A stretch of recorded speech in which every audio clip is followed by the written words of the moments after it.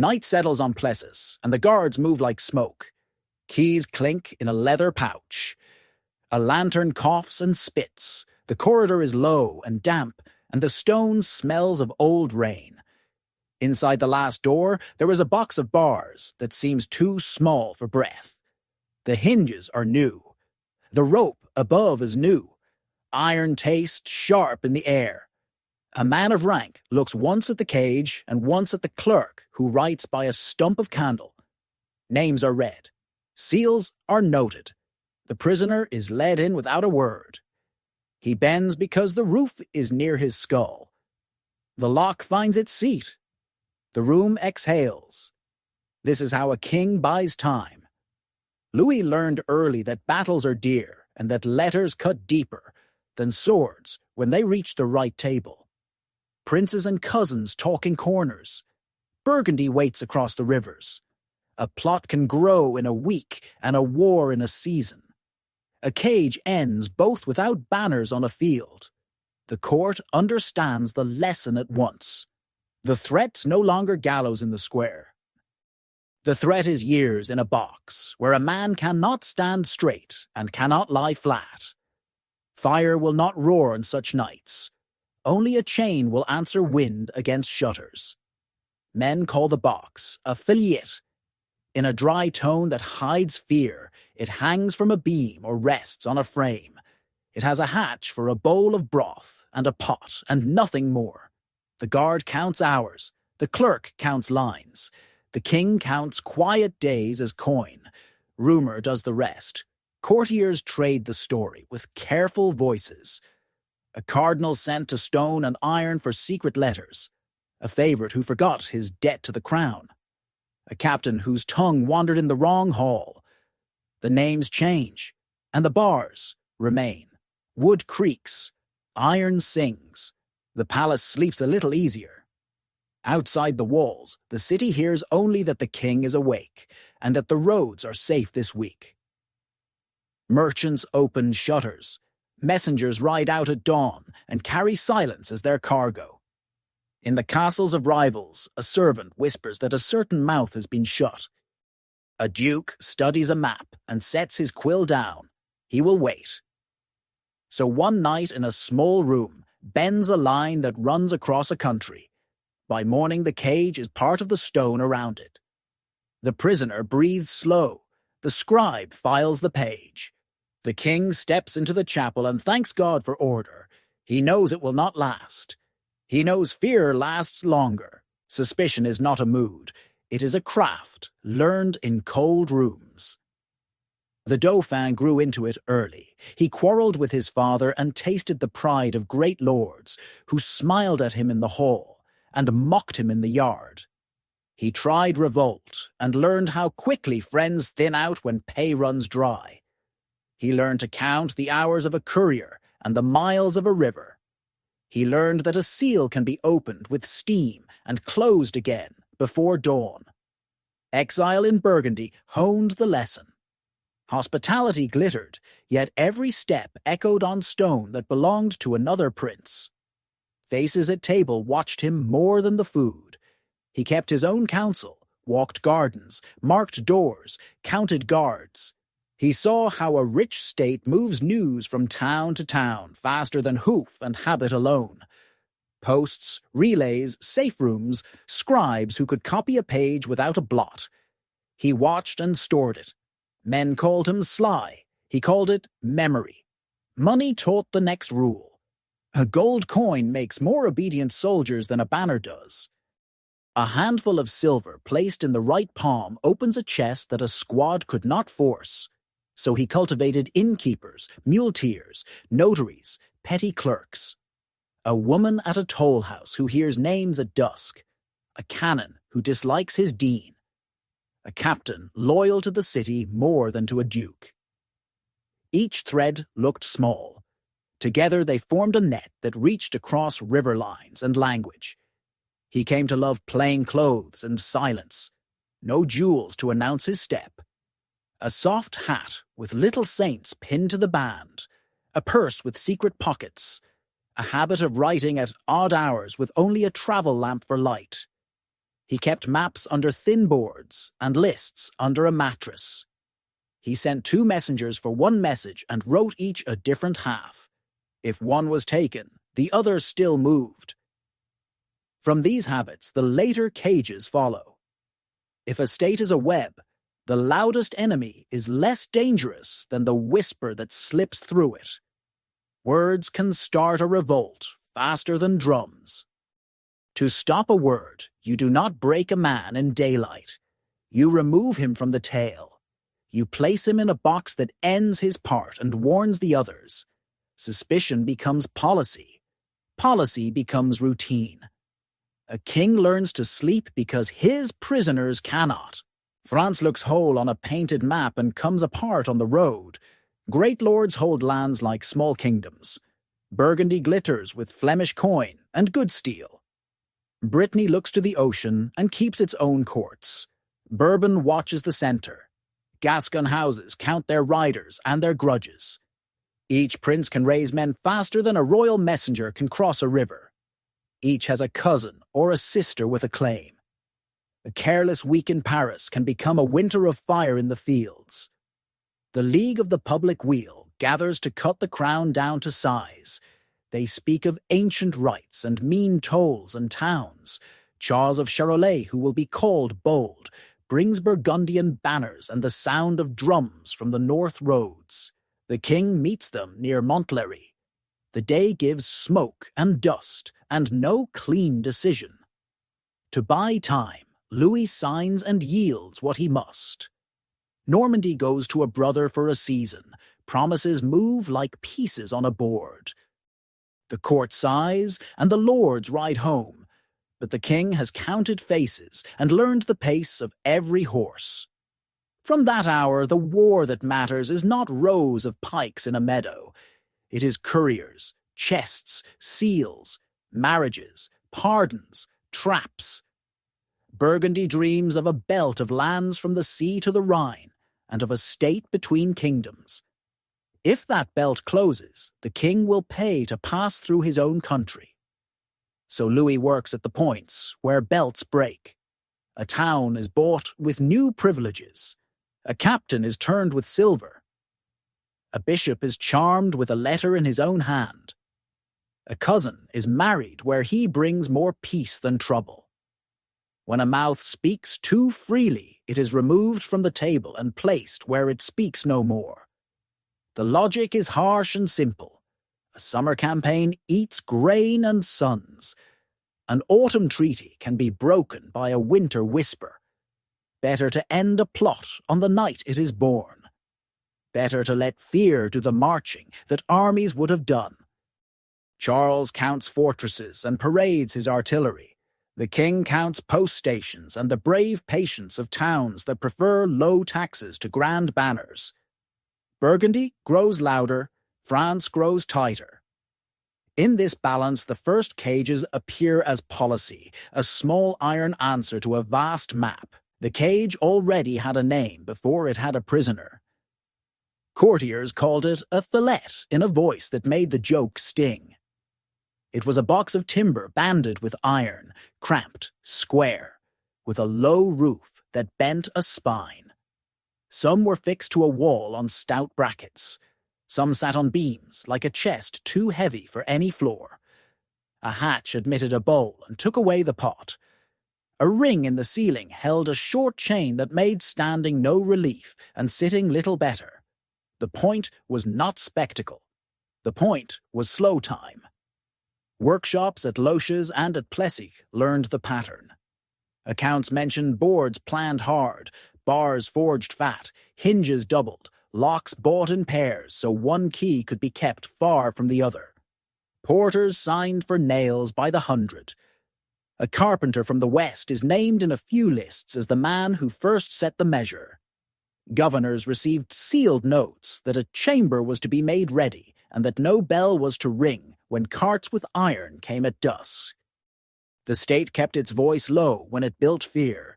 Witnesses confirm as far as witnesses can. Comines writes of cages large and small, of men of rank who spent months inside them, of a king who preferred this cold management to a hot gallows that made martyrs. He names numbers that feel few and yet heavy. Later pamphlets love the detail of cages that swung from chains and banged like bells in a storm. The record is quieter. Most boxes were fixed. Some rooms show beams stout enough to carry weight and hooks placed high for restraints or lamps. Much else is snow laid on later by writers who wanted shiver more than proof. Locus offers the clearest map. The keep carries rooms within rooms, stairwells that turn blind, doors that open into stone recess, and then into a second door, a cell with a window cut too small for a hand, an iron ring set into the wall at shoulder height, a notch in a lintel where a bar once rested. Guides now call them royal prisons, and the name fits their use better than their comfort. Plessis kept its secrets with more care. There the best clue is the habit of the place.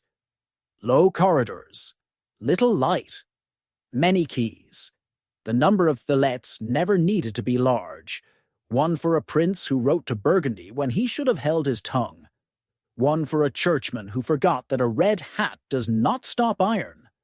One for a captain who traded passwords for coin. Their presence did more work than their count. Men took the measure with their minds and sat a little straighter in council.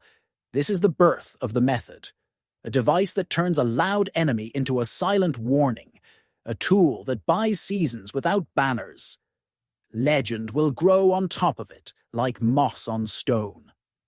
Beneath the moss, there is still a box, tight and dark, and the knowledge that a king chose it, because fear lasts longer than fire. The favorite rises in soft shoes. Silk sleeves whisper. A hand with a red stone blesses and commands in the same small gesture. He came to court with quick eyes and a quicker pen, and learned to turn mercy into influence, and influence into coin. He spoke for suitors in the antechamber, and for the king in the chapel. Letters carried his scent across provinces, and men bowed because he could bend a path toward grace. Then another scent began to drift through the web, Burgundy. A name too heavy for light talk. The trap tightens in ordinary ways. A courier rides at dusk with a neat packet stitched in green thread. The royal post reaches the same inn before midnight. Steam loosens wax. A clerk with patient hands copies the page and dries the ink with sand. The seal is warmed and set again. The packet rides on. In a side room, the king reads the copy and hears wind in the chimney. The letter speaks two languages at once. Piety in the first lines, prices in the last. It asks for news of garrisons as if it were asking after health. It praises prudence and urges delay. The voice is his favourite's voice. There is no shout, only a summons to council. Pages lift the tapestry. The man in red steps through and sees the chairs wrong for ceremony. The hat is removed and set on a coffer. Rings are weighed by a chamberlain with a face like winter. A notary reads names and dates. He reads a place on the Loire where the Duke keeps a friend. He reads a promise that rides like a splinter in the ear. The favourite answers in the trained way of clever men. He speaks of misread phrases and of zeal for peace. The king listens and looks at the door. Night travel follows.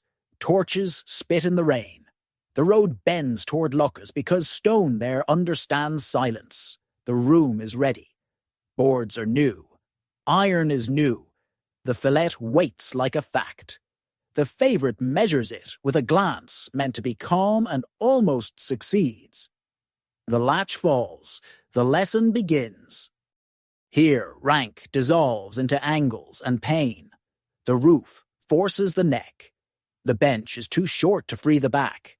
A hatch brings broth that smells of garlic and thin wine. Straw is changed with the moon. Light arrives as a pale blade at dawn and leaves at dusk. Prayers slide off the bars like water. The routine writes its own sermon. Hours count themselves. The body surrenders inches. The mind tries to pace and finds no room. The guard marks time by beads. The scribe notes that the prisoner lives and eats, and that the king's will is served. In Paris, courtiers lower their voices when the name is spoken. In Burgundy, a secretary circles the date on a private calendar and tells his master that the French king has found a tool to cut whispers. At Mass, the king thanks God for quiet corridors. A cage does more than punish. It performs. It tells every house that linen and scarlet do not stop iron. It tells bishops that the law of the realm can close on a churchman if he traffics with a foreign power. It tells favorites that a pen is a ladder and a noose in the same hour. From this night, the legend of cages grows. Beneath the legend stands a single man who learned that influence melts at the touch of a key, and that silence is the longest penance a king can give. After the favorite disappears, the air changes temperature. Doors close a breath sooner. Pages speak from the side of their mouths. The second circle feels the pull of the new gravity. A secretary who carried packets to the chapel. A captain who drank too near a stranger. A banker who balanced royal debt with Burgundian silk. None looks like a traitor. All look tired. That is enough. Arrests come without trumpet. A safe conduct is not renewed. A passport is requested and quietly kept. A rider is turned back at a bridge and told that the king desires a word. Some are led to plain cells and left there to ripen. Some are fitted to the fillet at once because a message must be written in iron. The choice depends on use. The king keeps what can still pay. He stores what can still speak. He breaks what has taught others to murmur. Life for the second circle rewrites itself in inches. Gloves are searched when hands are kissed. Ink is rationed. Candles are counted at dusk. A notary sits in a corner and records who comes to the antechamber and how long he waits. The privy purse pays for new bolts and for extra straw. The surgeon at Locks receives a stipend to keep men alive and miserable.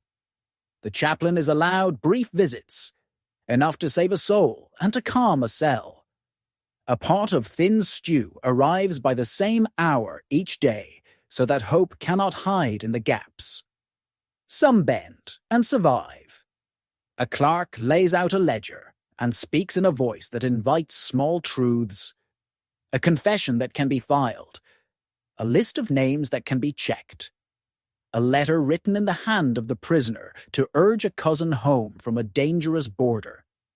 Mercy follows slowly and looks like a transfer to a larger room with a slit of window. A pension appears years later. A man returns to the world without his former height. He spends mornings in church and afternoons in a small garden and never again writes after dark. Others will not bend. Pride sits in the bones and will not melt. For them, the cage becomes the only furniture that fits their idea of themselves. They pray until the words lose edges. They measure stones with fingers. Winter enters and does not leave. Names blur on the page of the scribe. A seal closes over the last note. Silence does the rest. Fear works outward like heat from a brazier. The council speaks less and listens more. Letters shorten. Gifts increase. Governors in the provinces learn to open every sack that passes their gate. Priors teach their houses to burn old drafts.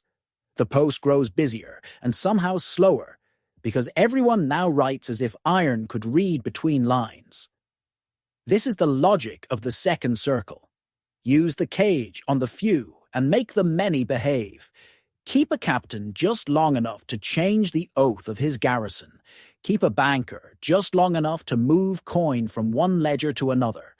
Keep a secretary just long enough to turn his friends into witnesses. Then release or keep or bury. The method is cold and therefore steady. A king can sleep under such a method because it does its work while he prays for order. A fillet is simple to the eye and intricate in effect. The box stands a little taller than a man seated and a little shorter than a man on his knees. The frame is oak strapped with iron. The lid is a roof of planks with a hatch the size of a bowl. Bars cross the front so a guard can see the face and count the breath. A ring is set high to take a short chain. The chain keeps a spine curved and a neck tired. The floor is boards without gaps wide enough to ease the pressure of sitting. Everything is made to turn minutes into stones. Heat is rationed because heat gives hope. Braziers are rare and distant. A wall lamp burns poor oil that smokes the air and blackens the ceiling. Light arrives at dawn, through a slit the width of a hand, and leaves by mid-afternoon in winter. Darkness is not total. It is thin and long and wears the mind. Water is measured. A jug rests outside the bars and is passed only on the hour. Food is broth, black bread, sometimes a little fish on feast days, never enough to forget that the room is small. Cleanliness is managed with care and indifference at once. Straw lies low and is changed by a rule that keeps men sick enough to need mercy and sound enough to hear the bell. A pot is given through the hatch and taken away. The guard moves with linen bound over his nose when fever visits. The surgeon comes with vinegar and a thin blade and says little. He keeps the living because the lesson must last. The schedule matters more than any lock. A watch changes on the same words each night. A clerk writes the hour of each task. Keys travel in pairs so no man can open a door alone. A captain signs for the ring and for the chain and for a little wax that he sets on each screw head, so a tamper leaves a crescent. The cage becomes a clock that strikes without sound. All of this has a purpose that looks narrow and reaches far. A body bent cannot plan. A mind starved of daylight cannot spin a plot to send across the rivers. The construction turns pain into monotony. The regime turns monotony into obedience. Outside the door, the castle grows quiet. Men pass and touch the key ring as if it were a relic.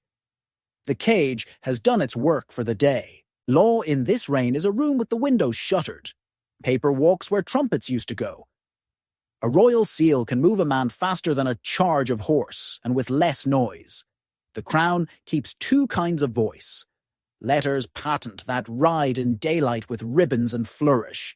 Letters close that travel in a leather tube to a single captain whose orders fit in the palm and are read only once by candle. The first kind pleases parliaments. The second kind feeds cages. A charge that would swell into scandal if argued in public is recast as business of the king's person. No drums. A brief commission to inquire and hold. Names written small. Dates left blank until the hour arrives. The document does not say guilt. It says, keep him securely and speak of it to no man. It lists straw oil bread, vinegar, and a surgeon. It notes which chest holds the key and who signs for the ring each dawn. Procedure replaces fury. The cage becomes an entry in an account book. Courts that would claim the case are bypassed with courtesy and iron. The Parlement may murmur of forms and rights. The king replies that this matter touches the safety of the realm and cannot be delayed. Provincial officers receive a second packet that says, obey the bearer as you would obey ourself. In narrow corridors, a clerk copies the wording twice and burns the scrapings. Witnesses are few and chosen. Records name offices, not men. The archive grows and yields little. Money glues the machine. Confiscations pay for locks and for guards who will not ask questions. Fines are dressed as amends and collected without the theatre of a scaffold. Kin offer sureties to pry a cousin from the bars. Merchants advance sums against a promise of grace when harvests come in. Letters of remission drift like calm after a storm. The text is humble and cold in the same breath.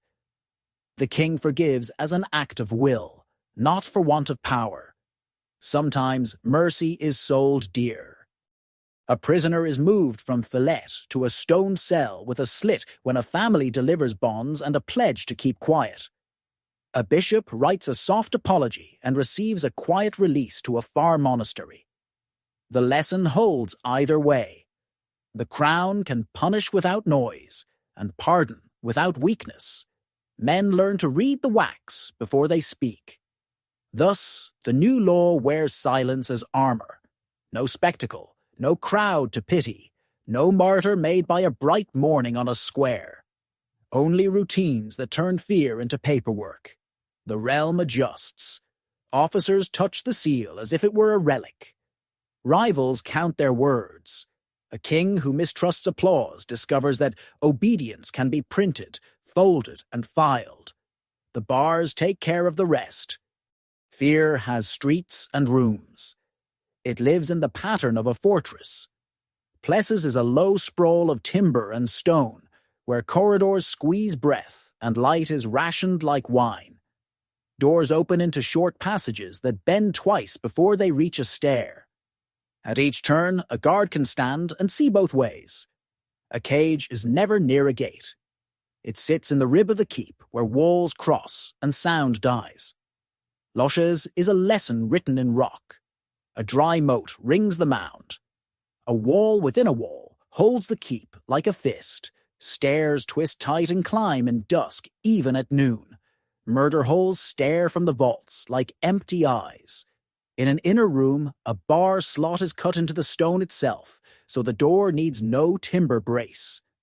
Rings are sunk into courses at shoulder height. A slit looks east to catch enough pale light to mark dawn, and no more. The route of supply is taught like catechism. Carts arrive at dusk and leave before dawn. The carter repeats the rule of silence to the porter, and the porter repeats it to the watch. Oil for a smoky lamp, straw by the bale, vinegar for the surgeon. A tally clerk notes each load and writes no names. The village below the hill learns to look away. Bread appears, and no one wonders who eats it. A miller gains a royal exemption on toll and says little for the rest of his life. Keys travel by ritual.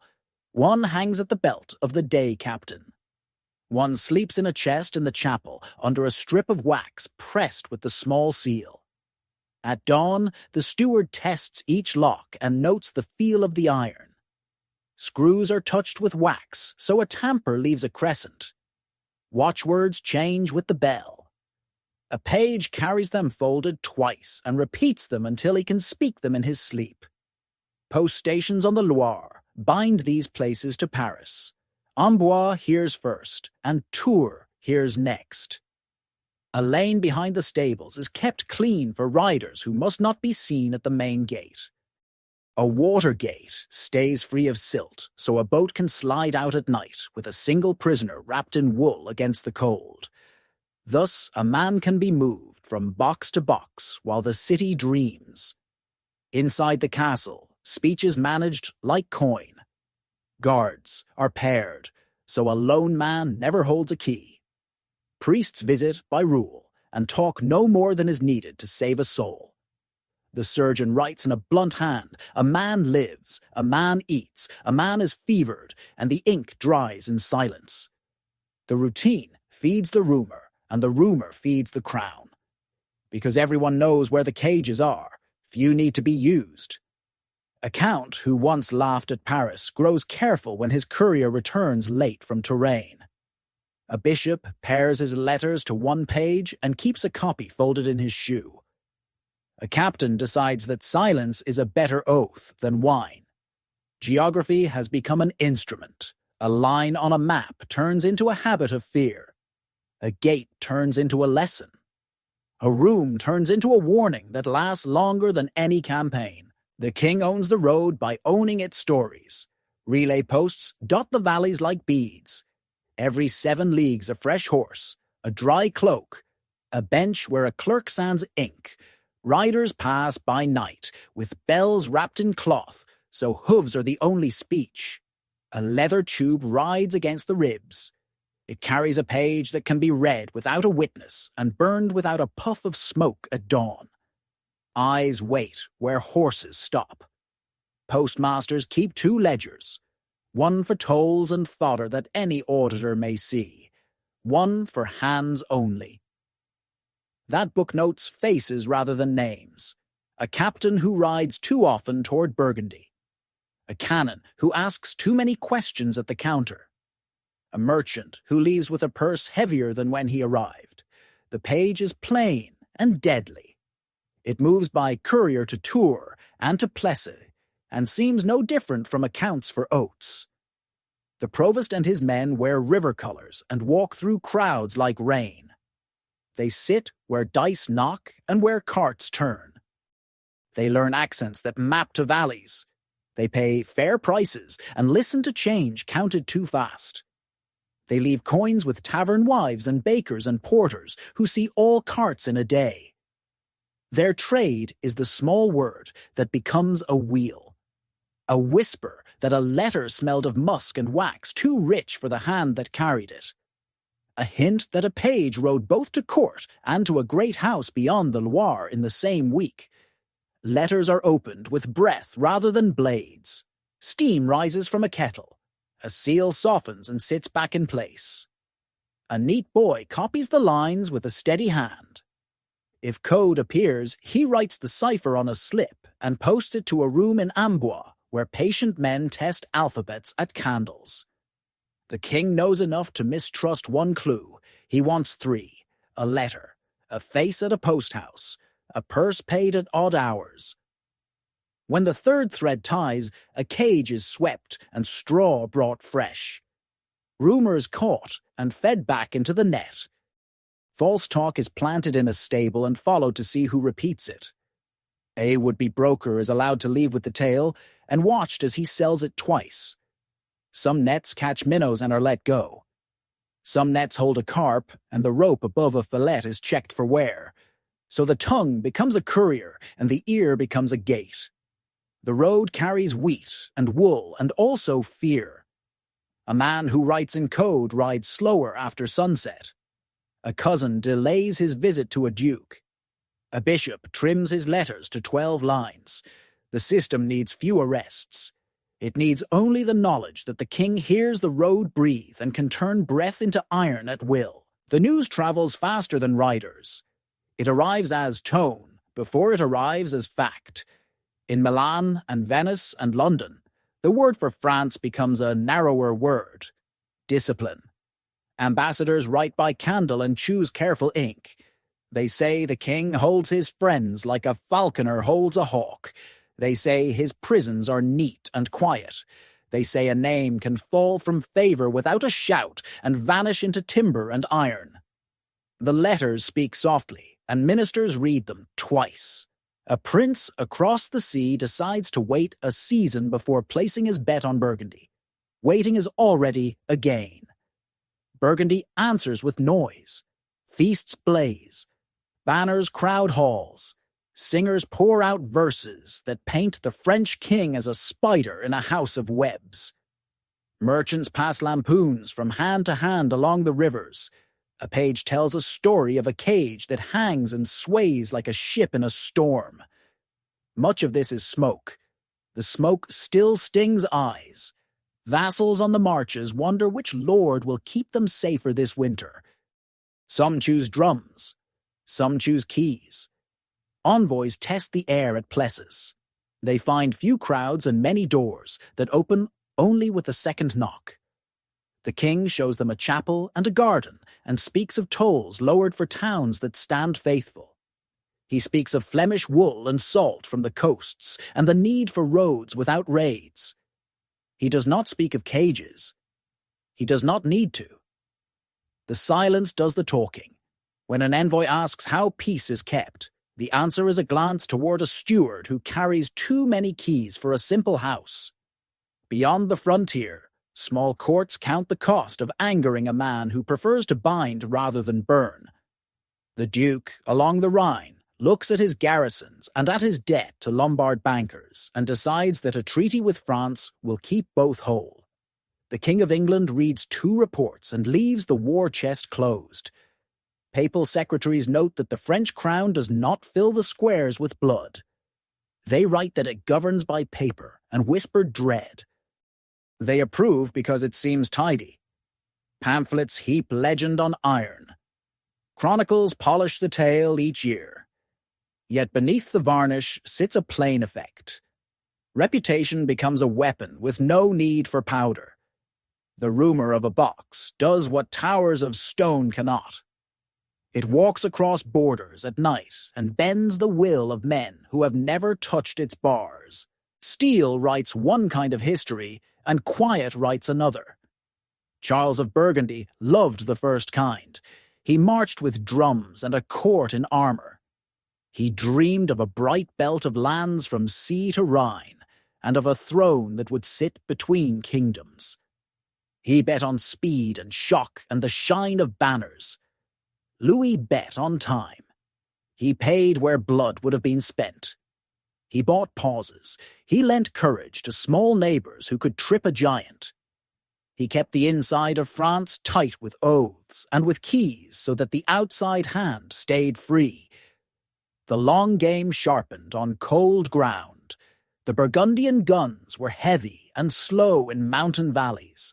Swiss pike blocks learned to move like one body and to hold. At Grandson, the trappings of a rich army lay scattered on the lakeshore, while the men who wore them fled. At Morat, the same stubborn hedge of ash wood caught a charge and pushed it back into the water. Between those fields, Louis sent money more readily than soldiers and messages more readily than boasts. He told friends to breathe and wait. He told captains to keep gates shut and granaries full. Each week the glitter of Burgundy dulled a shade, then Nancy, snow on the banks. A starving city calls allies and opens its gates to them as the Burgundian camp grows thin. The last push comes through rutted drifts and broken orchard rows. When the field empties, Charles does not return to his tent. Men find him later, on hard ground with frost in his beard.